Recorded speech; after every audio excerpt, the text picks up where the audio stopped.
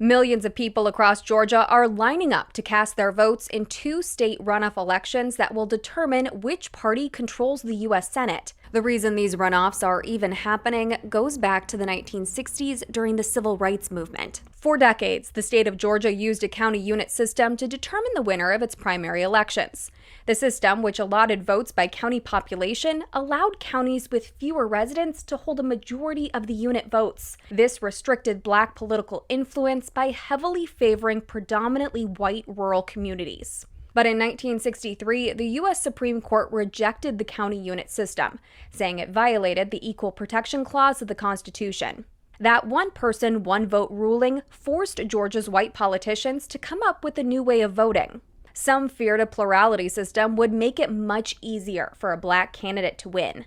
They thought the state's Black population would vote as a single block for that candidate and deliver a victory, while white voters would be split amongst other candidates.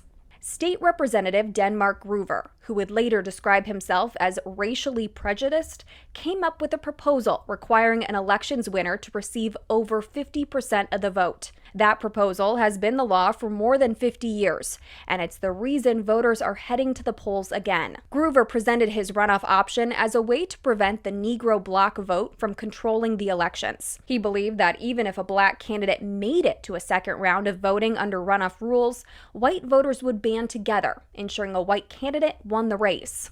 The Justice Department unsuccessfully challenged Georgia's majority vote requirement in 1990, arguing the practice had a, quote, demonstrably chilling effect on the ability of Blacks to become candidates for public office. While Thurbert Baker became the first Black man to serve as Georgia's Attorney General in 1997, Georgia voters have yet to elect a Black candidate to other senior positions, including governor, lieutenant governor, and U.S. senator.